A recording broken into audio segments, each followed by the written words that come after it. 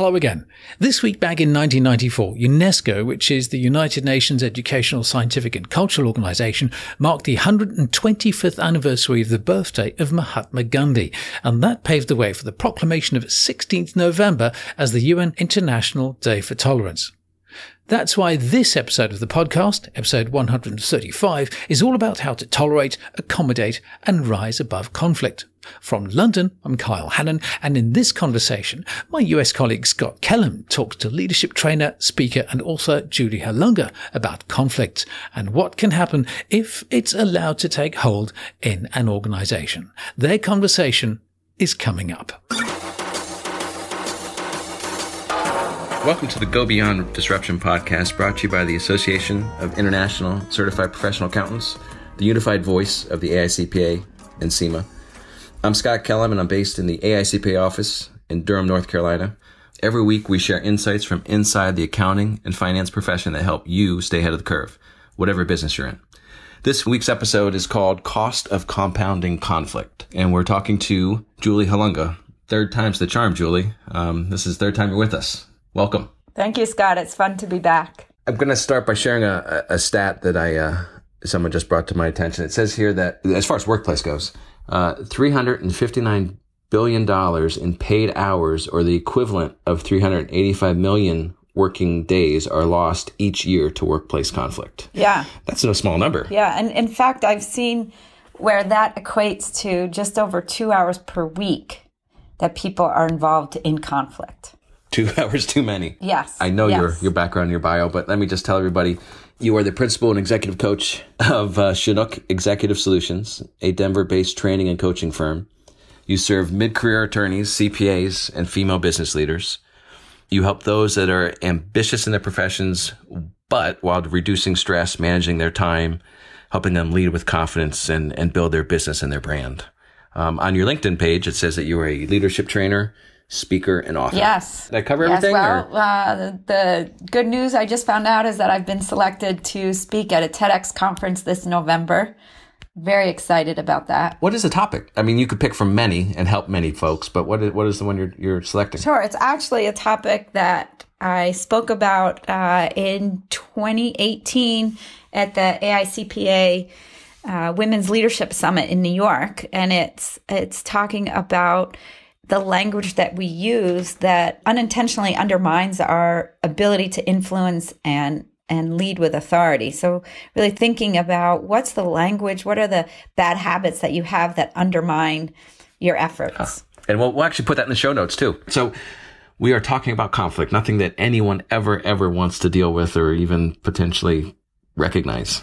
That's right. So as far as your clients go, how much time do you spend with them dealing with it? I assume it's a pretty large number, but I mean, is this an area that you're seeing more and more of a need for, or is it just staying even keeled? I would say that certainly during quarantine, things have been escalated and people are recognizing that they need to deal with things differently because, Scott, as you and I have talked about, they don't have the same hallway conversations or conversations kind of meeting up in the kitchen or things like that.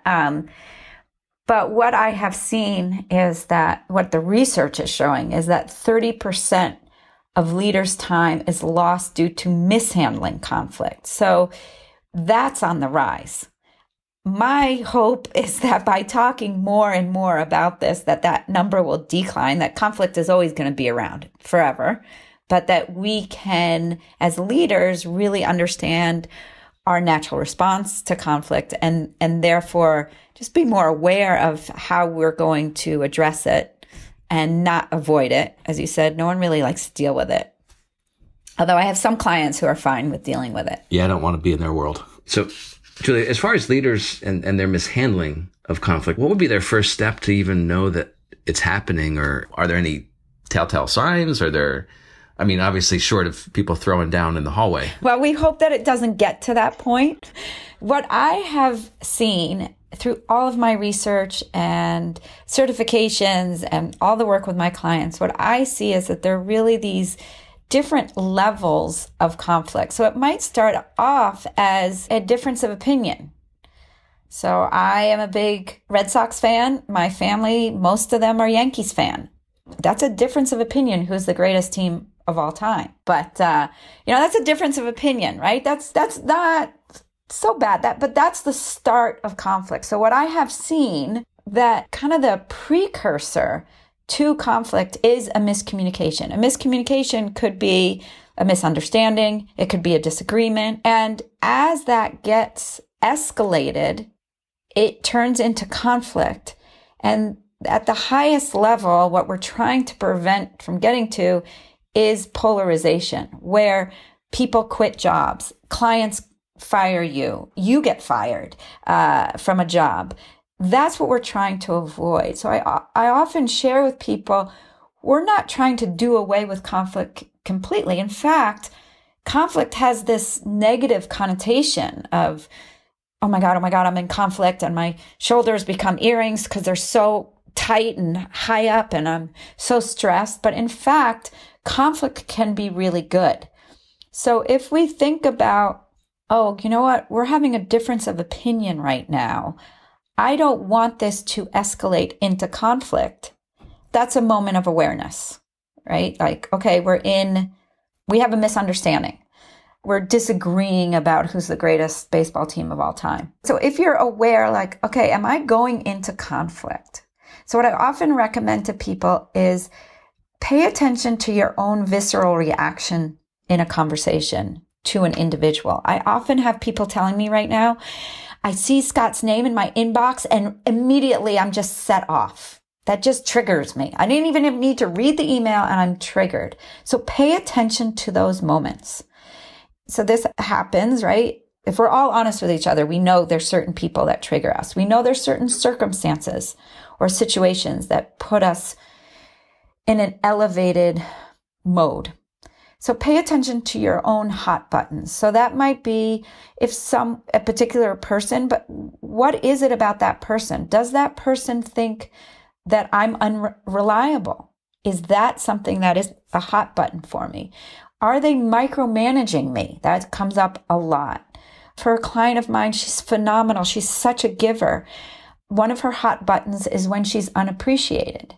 It makes sense. So having that awareness of what is triggering to me, and I know that, Scott, you probably hear that from your teenage daughter as well, that those are some triggers, like that's a big word for them. But paying attention to those kinds of things that can escalate that conflict for you. So when you recognize the people, the circumstances, stop in that moment, just stop and be aware of the choices that you're making.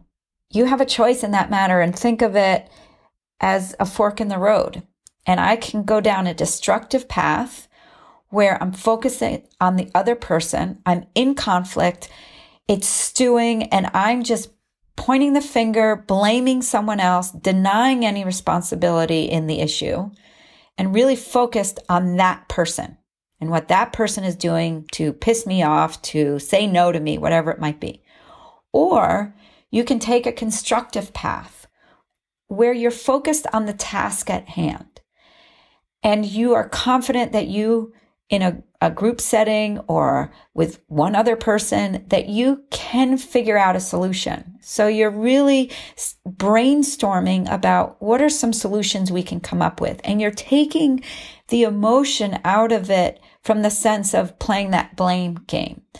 And instead you're recognizing, this is what I could do to escalate the conflict. When we work with people, or let's face it, our family, we know what sets them off. So being aware of not doing those things, not poking the bear, as my daughter likes to say, but really thinking through, like, I have a choice here and I'm going to choose to be on this constructive path and de-escalate this conflict so that something good comes out of it. So does it take much practice to recognize when you're, yes, if you don't have an Apple Watch that tells you that your heart rate's flying through the roof? I mean, are there ways to tune into that, or to train yourself to tune into that? Yeah. So for some people, it's recognizing, like I said, that visceral reaction, their heart rate maybe goes up. I have a friend that we worked with a number of years ago, and she is of Irish descent. And so I knew when she was in conflict, or she was feeling that she was in conflict, because kind of the blush that would start in her chest and kind of move up her neck into her face. So I knew that. We had a great relationship. So when I saw that, that was my cue to step back. We know when we're feeling it. When you feel anger, when you feel frustration, you can't see me right now, but I'm kind of gripping my hands. That's a sign something's not working for you. Yeah. So it's pretty obvious. Don't. Yeah. I guess maybe it's not a matter of looking for the signs. It's a matter of, hey, recognize them. Don't ignore them. Exactly. And also sometimes it might be after the fact that you realize, oh, I am full on in conflict right now and it's not going well, that you kind of do a debrief with yourself and say, what could I have done differently? What was that precipitating event? What was that moment where I was at the fork in the road and I chose wrong? And that helps build that muscle memory in the brain of recognizing it. Also, if you find yourself full on in it and it's escalating and it's getting closer and closer to that polarization, which we're trying to avoid, you can always say, hey, listen, I'm feeling pretty heated right now, or I'm feeling angry. Can we come back to this? And you be that leader to step away, as long as you both commit, or it might be a group of people, you commit to coming back to it. So I know I have clients who will say, listen, I'm feeling a little bit heated right now. Can we come back in an hour? Can we come back tomorrow morning? So it's a committed, and this is a delayed response as opposed to an avoidance, right? Because what we don't want to happen is say, I can't deal with you people, I'm out. And then everyone avoids it. Huh. Is that received well? It depends on the level of trust. Okay. I often hear from my clients the first time they do it, where it's unexpected from their colleagues, they get pushback. Okay. And you can change that by, if you say, I'm coming back to you in an hour, or I'm coming back to you in 15 minutes. I'm going to take a walk around the block. I'll be back in 15 minutes. And you come back in 15 minutes, that builds that trust. So next time it happens, oh yeah, Julie's done this before. She'll be back in 15 minutes. Don't worry about it. That's interesting. So there's a kind of a direct correlation between trust and not lack of conflict, but being able to quickly fix it.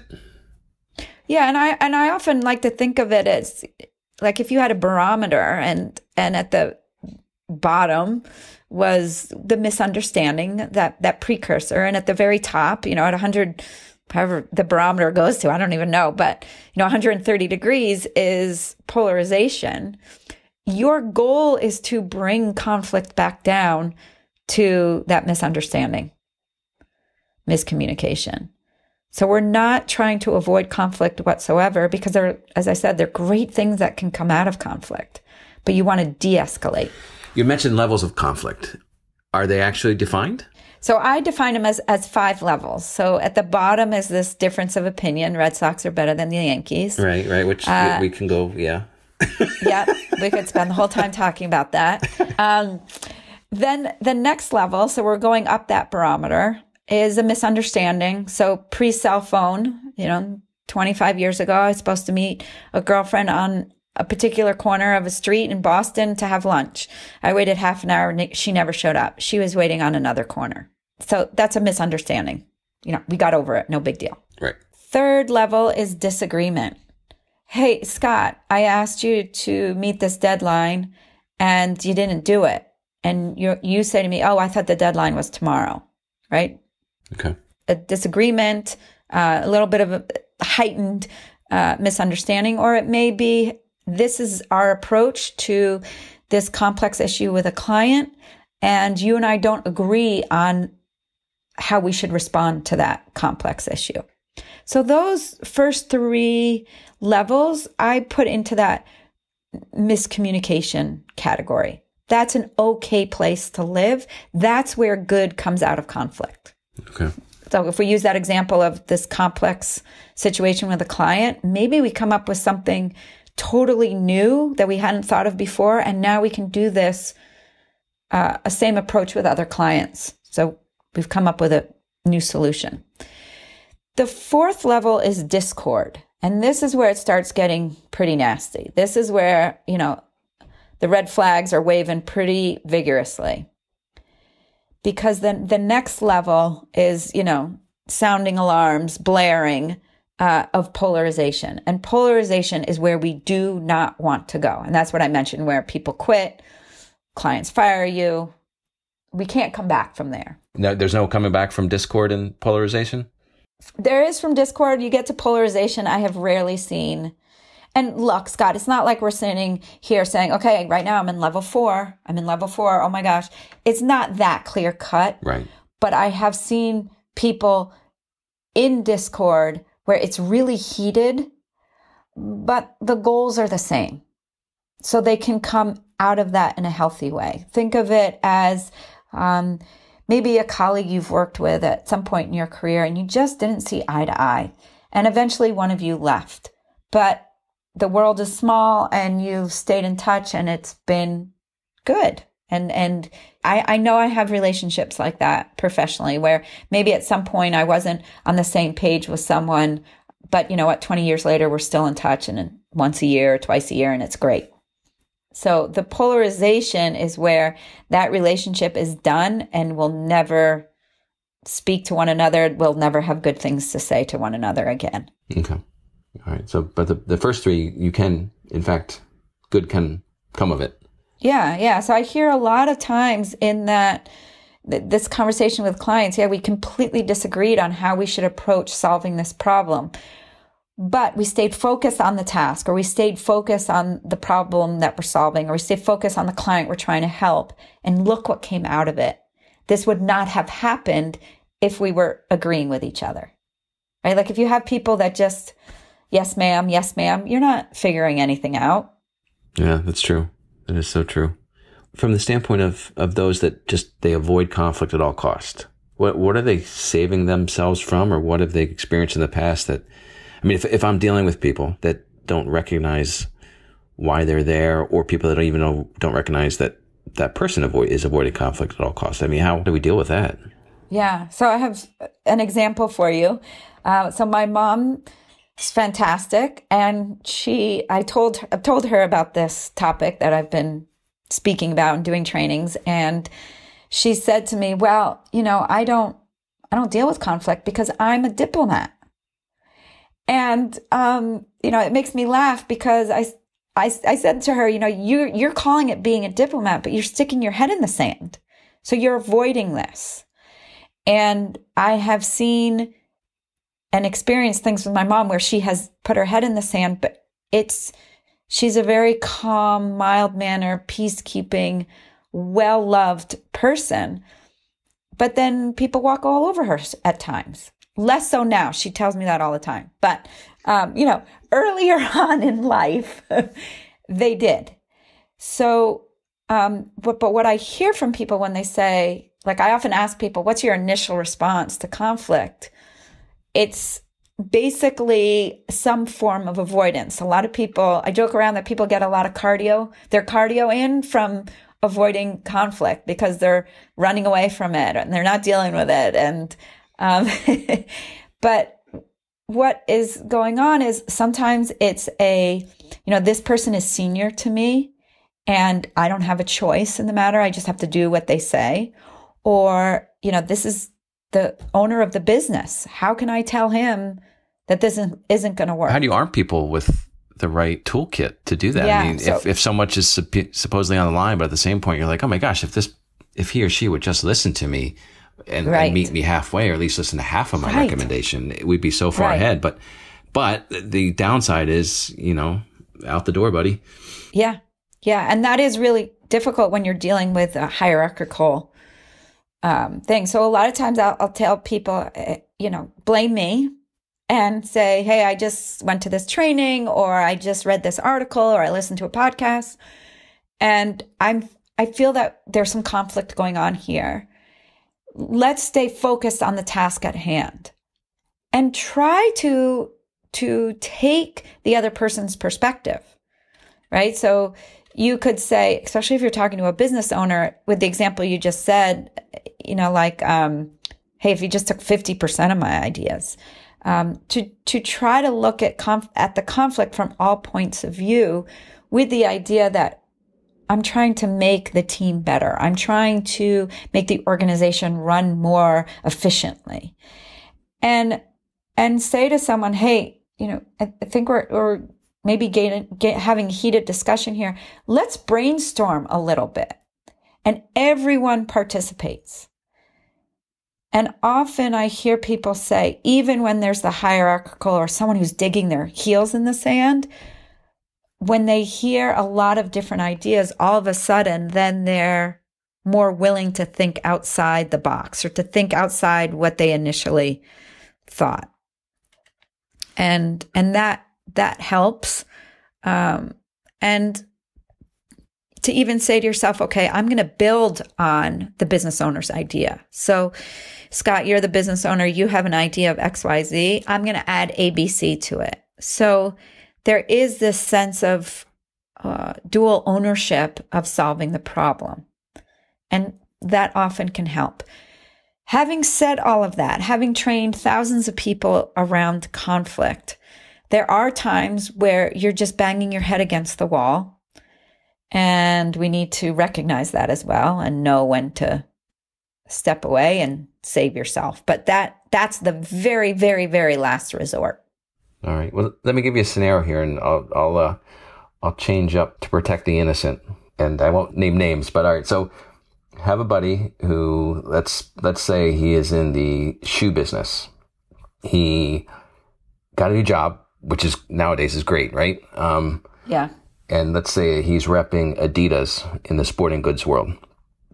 But for whatever reason, or it's an Adidas-like sneaker or cleat for that matter, for whatever reason, this company bought the Adidas-like brand. But they're a Jimmy Choo manufacturer. They're Jimmy Choo. They're the high-end shoes for women.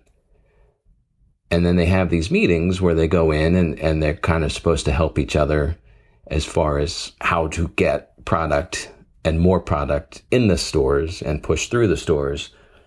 So there's a woman that's the Jimmy Choo sales rep, and there's my friend that's the Adidas rep, and she's trying to explain to him how to handle the sporting goods world where he has spent the last 20 years. He obviously doesn't want to upset her, but he also doesn't want to say, okay, that's a good idea when it's not. So right. You're at this misunderstanding, miscommunication potentially.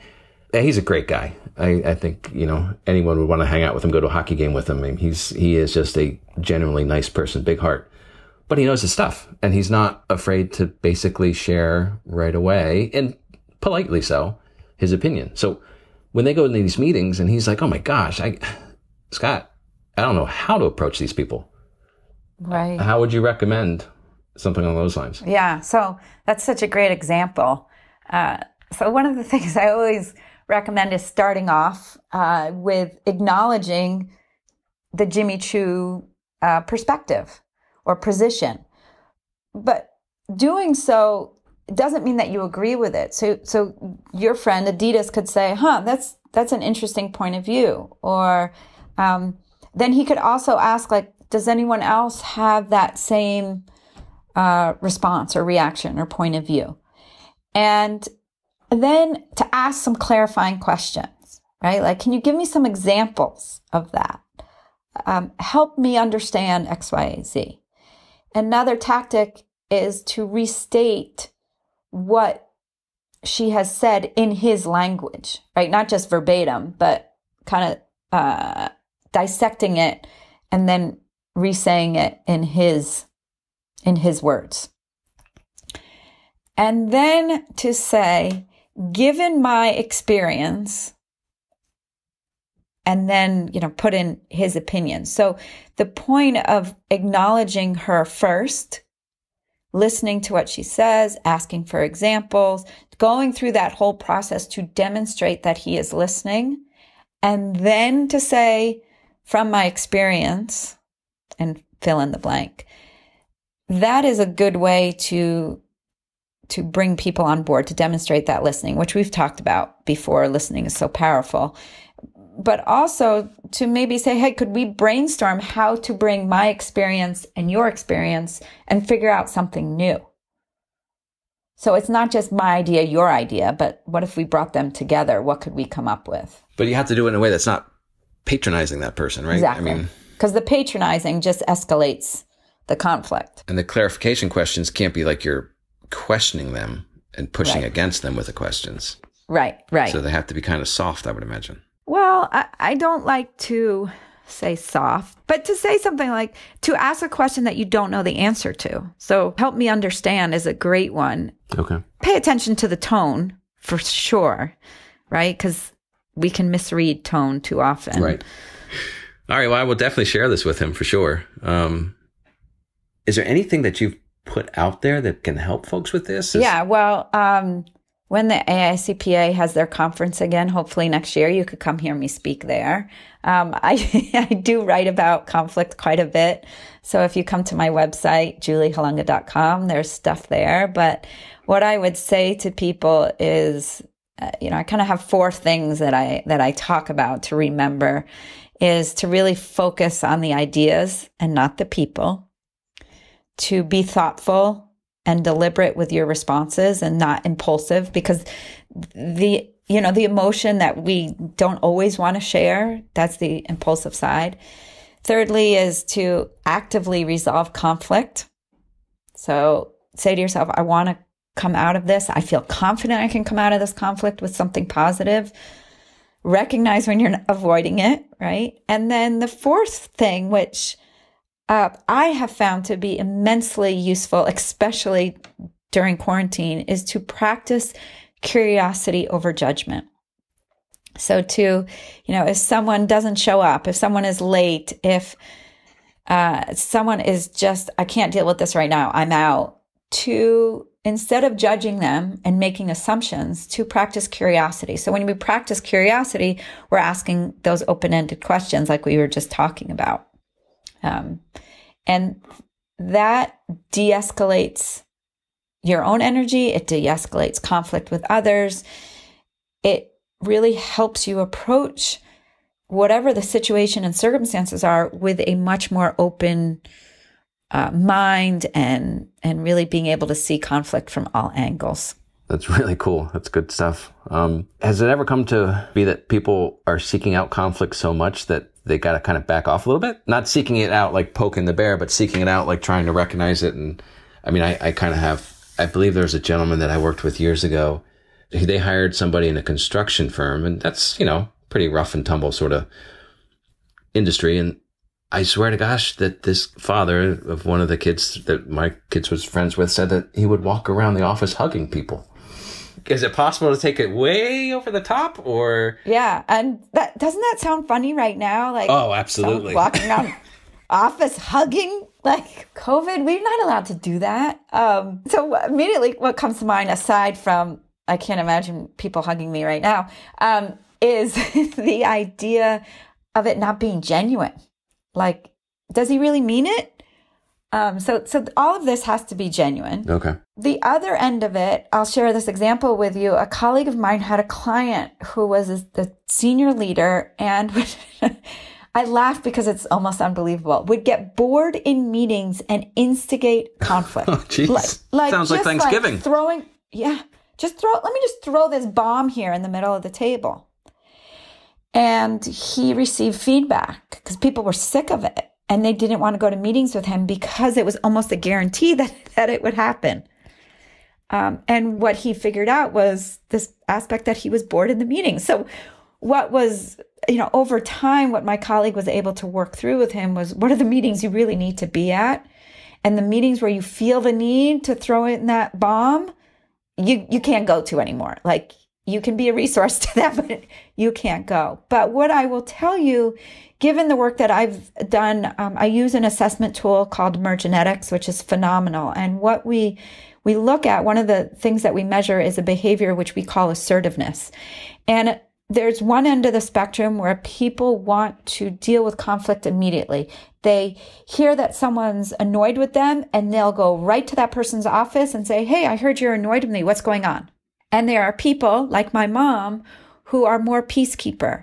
and will not address conflict immediately. It's not to say that they're avoiding it, but rather they will do whatever they can to prevent it, so that they're in that de-escalation mode. They want to bring together people to build consensus. So what I always advise to people is to recognize where you fall on that spectrum and where your colleagues fall. Because if I hear that someone is upset with me and I go deal with it immediately and I go barging into their office and say, "Hey, Scott, what's the matter? I heard you're pissed at me," that might not sit well with the other person, and they might totally become closed off, and that wall of defense just comes up, and it's not effective. So just really recognizing where people fall. Like, the person who's hugging, are they truly huggers? Are they overcompensating for something? I don't know what that says about me, that's where my mind goes. But talking to people the way they need to be spoken to, right? And I call this the titanium rule, kind of building on the golden rule of treat others as they want to be treated, speak to others as they need to be spoken to. And then you can have really productive, effective conversations that have a good resolution, as opposed to just kind of sweeping it under the rug.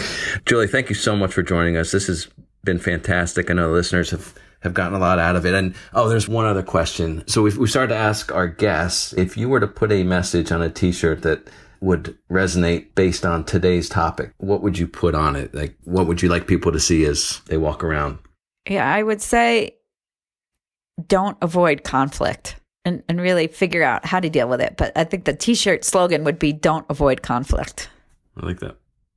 Your website, the URL website again is julieholunga.com? Yep. And I've had a lot of fun again with you, Scott. We'll do it again soon. Absolutely. Absolutely. We'll get the everything that we discussed in the show notes so people can reach out to you.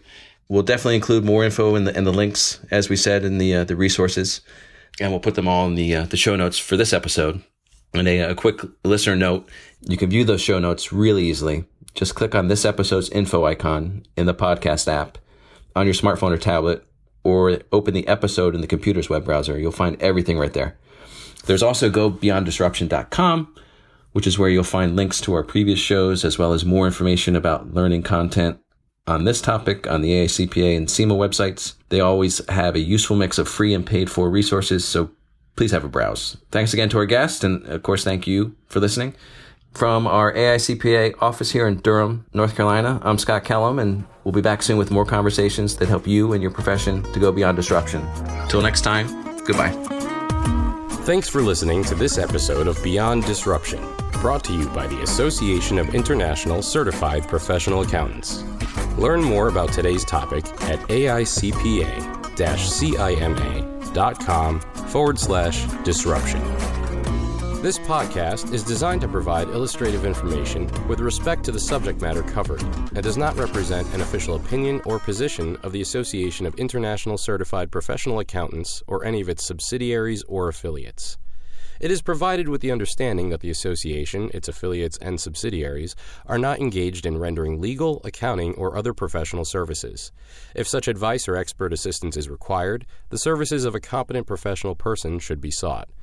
The association, its subsidiaries, and affiliates make no representations, warranties, or guarantees as to and assume no responsibility for the content or application of the material contained herein, and expressly disclaim all liability for such damages arising out of the use of, reference to, or reliance on such material.